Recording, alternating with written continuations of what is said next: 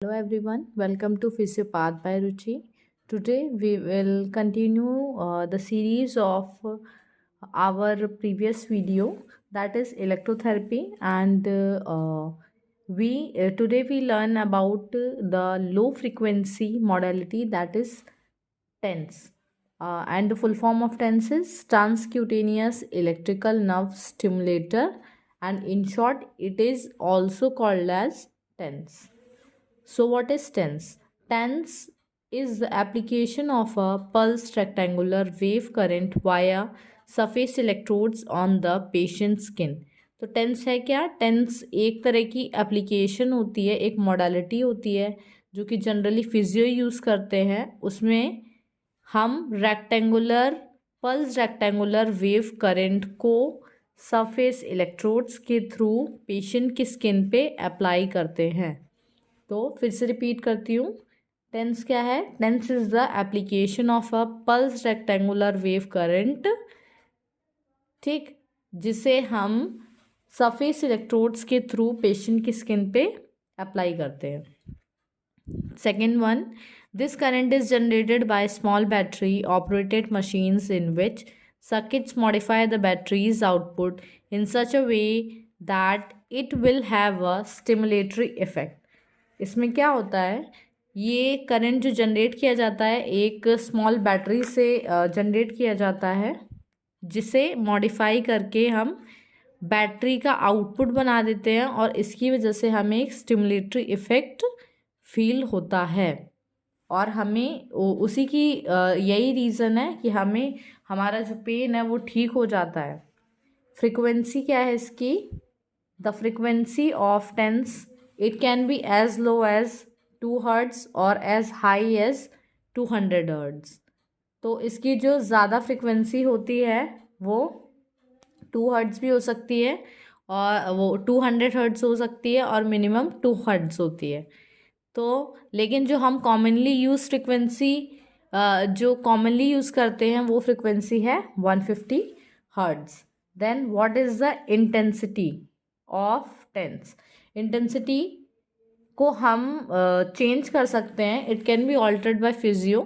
तो ये फिजियो कम ज़्यादा कर सकता है खुद की मर्ज़ी से भी कि हमें अप्रोप्रिएट इफ़ेक्ट मिले, और पेशेंट्स लेवल के हिसाब से भी ऊपर नीचे कर सकता है.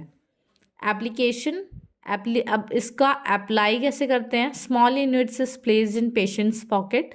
तो जो छोटी छोटी यूनिट्स होती हैं टेंस की, उसको हम पेशेंट की पॉकेट में प्लेस कर देते हैं. Electrodes are covered with a conductive rubber. तो इसके 4 चैनल होते हैं और वो जो चैनल होते हैं वो किससे कवर होते हैं? एक कंडक्टिव रबर से होते हैं, ताकि जब वो पेशेंट की स्किन से टच करें तो उनको कोई इलेक्ट्रिक शॉक ना लग जाए. अब जब करंट हमें वो पल्स्ड रेक्टेंगुलर वेव करंट जब हमें पेशेंट को देना है तो पेशेंट को इलेक्ट्रिक शॉक ना लगे, तो एक रीज़न तो है कि रबर से कवर कर दिया, कंडक्टिव रबर से. दूसरा कि वो करंट पेशेंट की स्किन में जाए, तो उसके लिए हमें एक मीडियम यूज़ करना पड़ेगा और वो मीडियम होता है जेल मीडियम, जिसे हम ईसीजी जेल भी बोल सकते हैं और अल्ट्रासोनिक जेल भी बोल सकते हैं, जिसे हम इलेक्ट्रोड्स और पेशेंट की स्किन के बीच में अप्लाई कर देते हैं. The electrodes can be bandaged onto the patient और फिक्स्ड विद एडहेसिव टेप. तो जो इलेक्ट्रोड्स हैं, जो चैनल्स हैं, हम पेशेंट की जो पेन एरिया पे लगा रहे हैं, तो उसको क्या कर सकते हैं? बैंडेज से रैप भी कर सकते हैं या फिर एडहेसिव टेप से भी चिपका सकते हैं, जिससे कि वो अपनी जगह से ना हिले. Next, the stimulation delivered by TENS follows pain gate mechanism. This point is or this topic is very important and it can become as a single question also. Pain gate mechanism क्या है? Activation of the A beta fibres. इसमें क्या होता है pain gate mechanism में? जो active A beta या fibres होते हैं जिसे ए बीटा से डिनोट करते हैं हम, ये क्या करता है, it reduces transmission of noxious stimulus from C fibres. ये क्या कर देता है, जब हमारा ए बीटा फाइबर्स एक्टिवेट होता है तो ये हमारे जो सी फाइबर्स हैं उनके स्टिमुलस को क्या कर देता है, कम कर देता है, जिसकी वजह से, और थ्रू स्पाइनल कॉर्ड, ये स्पाइनल कॉर्ड से होता हुआ हमारे हायर ब्रेन सेंटर में जाता है, फिर हायर ब्रेन सेंटर से उस गेट को क्लोज कर देता है जहाँ से सिग्नल्स, पेन सिग्नल्स क्या हो रहे हैं, कैरी हो रहे हैं और आगे फर्दर हमारी बॉडी में जा रहे हैं और जिससे हमें पेन हो रहा है, और उसको क्लोज करने के बाद हमें पेन में रिलीफ मिल जाता है। तो अब फिर से रिपीट कर देती हूँ कि पेन गेट मैकेनिज्म क्या है।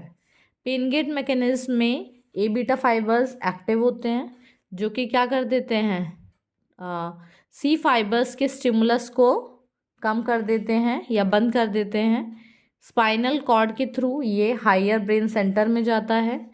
हायर ब्रेन सेंटर में जाने से जो पेन सिग्नल्स का जो गेट होता है वो क्लोज हो जाता है और हमारे पेन में रिलीफ आ जाता है। देन पोजिशनिंग ऑफ इलेक्ट्रोड्स, तो मोटर और ट्रिगर पॉइंट्स कहाँ कहाँ में इलेक्ट्रोड्स प्लेस करने होंगे, एक मोटर या ट्रिगर पॉइंट्स पे जहाँ पेन हो रहा है बहुत ज़्यादा, area of greatest intensity pain, जहाँ पेन की इंटेंसिटी बहुत ज़्यादा है, स्पेसिफिक डर्मेटोम, डर्मेटोम किसी एक पर्टिकुलर डर्मेटोम पे हो रहा है वहाँ इलेक्ट्रोड्स को प्लेस करेंगे। स्पेसिफिक पेरिफेरल नर्व, अब कोई नर्व रिलेटेड पेन है, फॉर एग्जांपल सियाटिक नर्व, हाँ सियाटिक नर्व, तो पर्टिकुलर अगर एक नर्व में पेन है तो हम क्या करेंगे, उसके एक लीड तो उसके ओरिजिन पॉइंट पे रख देंगे और दूसरी क्या कर देंगे, उसके इंसर्शन पे रख देंगे, जिसकी वजह से क्या हो जाएगा, वो नर्व में रिलीफ आ जाएगा और नर्व रिलैक्स हो जाएगी और पेन में रिलीफ आ जाएगा। Then methods, there are two methods of applying TENS, दो मेथड्स हैं, एक है हाई टेंस और दूसरा होता है लो टेंस, उसके बारे में बताएंगे अभी। First of all high TENS, तो इसमें क्या होती है, फ्रिक्वेंसी जो हमारी होती है वो 100 से 150 हर्ट्स के बीच में होती है। जो पल्स विड्थ होती है वो 100 से 500 एंगस्ट्रॉम सेकेंड्स के बीच में होती है। Intensity between 20 to 30 milliampere, और इसमें क्या होता है, पेशेंट को टिंजलिंग, पिंस और नीडल सेंसेशन होता है। जब भी हम पेशेंट को हाई टेंस लगाते हैं तो उसे टिंजलिंग, पिन और नीडल सेंसेशन फील होने लगती है। नेक्स्ट लो टेंस, तो लो टेंस में क्या होता है, जो फ्रिक्वेंसी होती है हमारी 1 से 5 हर्ट्ज होती है। तो जैसे बताया था कि हाई टेंस में जो फ्रिक्वेंसी थी वो हमारी वो 100 से 150 हर्ट्ज के बीच थी, तो फ्रिक्वेंसी उसकी हाई थी इसलिए वो हाई टेंस कहलाता है। और इसमें फ्रिक्वेंसी सिर्फ 1 से 5 हर्ट्ज के बीच में है, इसीलिए ये लो टेंस कहलाता है। नेक्स्ट, इसकी जो पल्स विड्थ है वो 100 से 150 एंगस्ट्रॉम सेकेंड्स है और इंटेंसिटी वो है, तो ये 30 मिली एम्पियर से हाई है। तो फ्रिक्वेंसी क्या है, कम है, लेकिन इंटेंसिटी इसमें हाई है, जबकि जो हाई टेंस था उसमें फ्रिक्वेंसी ज़्यादा थी और इंटेंसिटी कम थी। इसमें क्या करते हैं, जब हम लो टेंस पेशेंट को अप्लाई करते हैं तो patient feel a sharp nociceptive stimulus and possibly a muscle twitch, उसको एक मसल ट्विच जैसी फीलिंग होगी। What are the indications and contraindications of TENS, तो इंडिकेशंस और कॉन्ट्रा इंडिकेशंस क्या हैं, तो इंडिकेशंस में हमारा पहला आ जाएगा acute and chronic pen.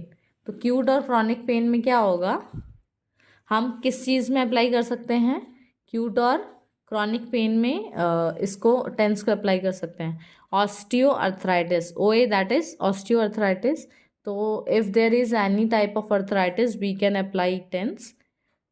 Second one is diabetic neuropathy, तो अगर कोई डायबिटिक न्यूरोपैथी हो रही है या हमारा पेन शोल्डर से लेके आर्म तक रेडिएट कर रहा है तो उसमें हम टेंस दे सकते हैं। पोस्ट ऑपरेटिव पेन, कोई भी ऑपरेशन हुआ है या सर्जरी हुई है और उसमें प्रिकॉशंस के साथ हम टेंस अप्लाई कर सकते हैं। स्पाइनल कॉर्ड इंजरी, सेम उसमें भी हम टेंस दे सकते हैं। व्हाट आर द कॉन्ट्राइंडिकेशंस, किस किस में टेंस अप्लाई नहीं कर सकते हैं? तो पेशेंट विथ पेसमेकर, पेसमेकर वाले पेशेंट में टेंस अप्लाई नहीं कर सकते हम। एक्टिव स्किन लीजन, कोई भी एक्टिव स्किन लीजन है जैसे कि इन्फेक्शन हो गया, एक्जिमा हो गया, वुंड हो गया या डर्मेटाइटिस, कोई भी इन्फ्लेमेशन हो गया स्किन का। देन कैरोटिड साइनस एरिया, तो कैरोटिड साइनस एरिया में क्या होता है, कैरोटिड आर्टरी के बारे में सुना है जो नेक के पास होती है, कैरोटिड आर्टरी। तो हम इस पे टेंस अप्लाई इसके आसपास नहीं करेंगे क्योंकि इसमें कार्डियोवास्कुलर इफेक्ट पैदा हो सकता है, तो उसके आसपास नहीं करेंगे। ओवर आइज, आइज के आसपास या आइज के ऊपर।